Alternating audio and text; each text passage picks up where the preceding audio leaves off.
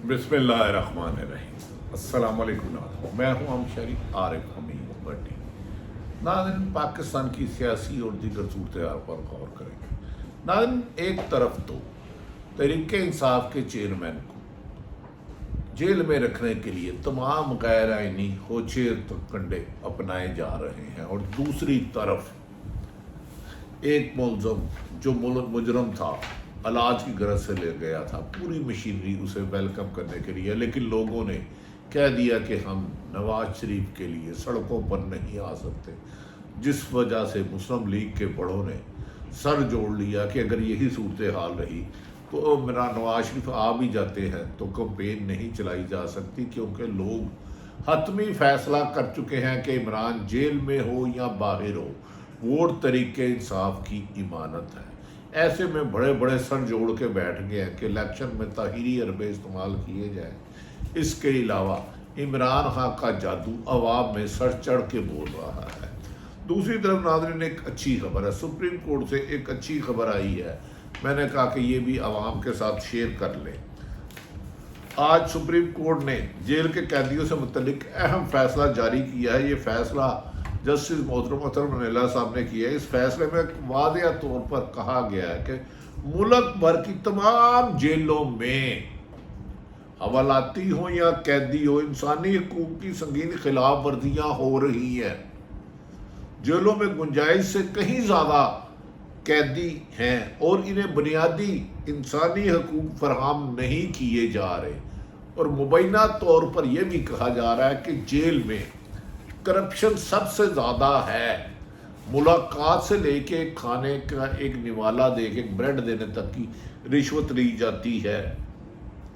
इस पर जस्टिस अतर मनीला साहब ने जो इस तरफ तवज्जो मरकूज कराई है, अगर इसकी इन्वेस्टिगेशन होती है तो कई जेल सुपरिटेंडेंटों को जेल में ही गिरफ्तार किया जा सकता है।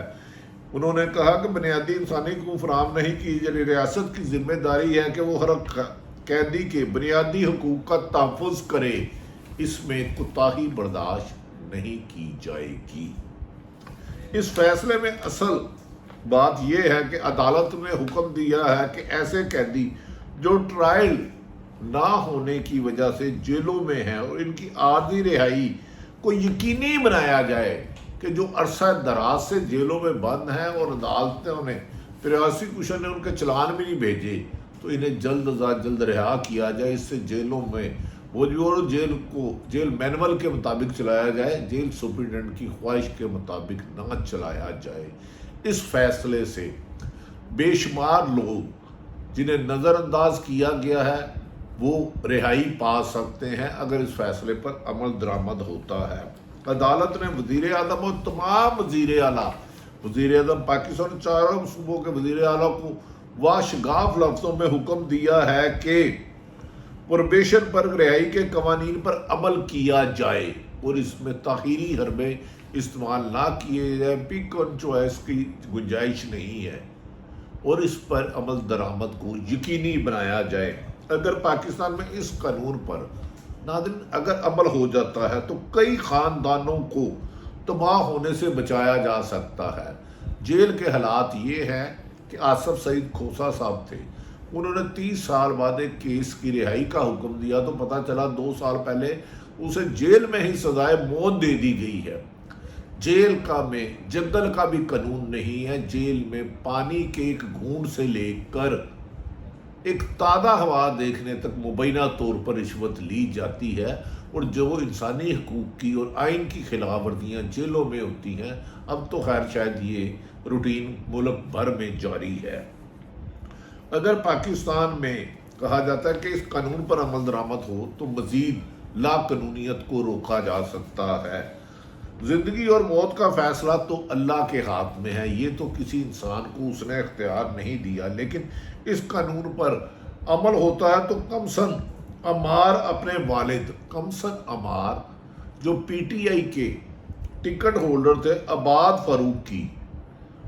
फ़रूक की जुदाई पर यूं दुनिया से मुंह मोड़ कर ना चला जाता। कमसन अमार अपने वालिद आबाद जिसको जेल में बंद था, उसकी एक ही ख्वाहिश थी, मुझे मेरे बाप से मिलाया जाए। جو اس نے جرم کیا اس کی تو سزا ملنی تھی، لیکن اس کی ملاقات نہیں کرائی جاتی تھی۔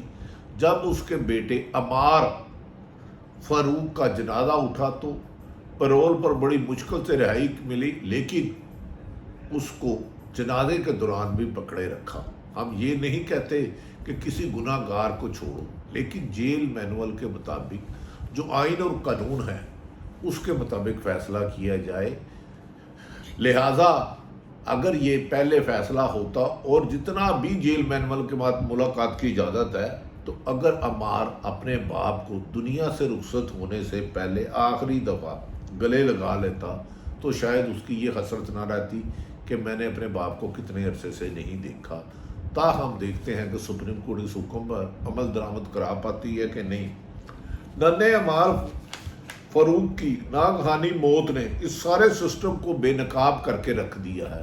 دنیا سے تو چلے گیا، کچھ لوگ کہتے ہیں وہ بیمار ہیں، کچھ کہتے ہیں باپ کی جدائی میں، جبکہ اس کی پوری فیملی ہے کہ وہ ہر وقت باپ کو پکارتا رہتا تھا، اور اس کی والدہ نے کہا کہ اس کی گرفتاری کے بعد بھی پولیس اس کے گھروں میں چھاپے مارتی تھی۔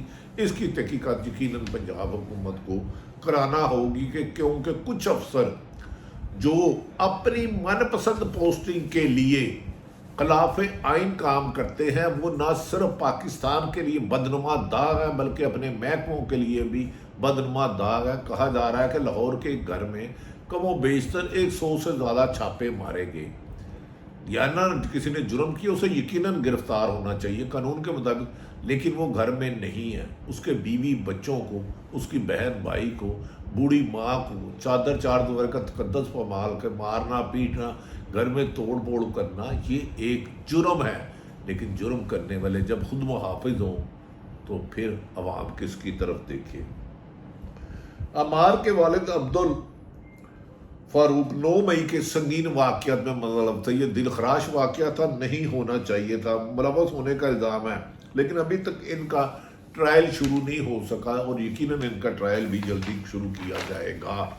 ناظرین، ایسے ہی یاسمین راشد سمیت بہت سی خواتین کو بھی حوالات کے طور پر جیل میں رکھا گیا ہے۔ ایسے قیدیوں سے متعلق سپریم کورٹ کے حکم نامے جاری کیا ہے کہ اگر ٹرائل بر وقت ٹرائل شروع نہیں ہو سکتا تو انہیں پروبیشن پر رہا کیا جائے۔ جب ٹرائل مکمل ہوگا تو جو قصوروار پائے گا وہ یقیناً سزا بھگتے گا، اور بھگتنی بھی چاہیے۔ 9 مئی کے واقعہ کی میں ایک مرتبہ پھر مذمت کرتا ہوں۔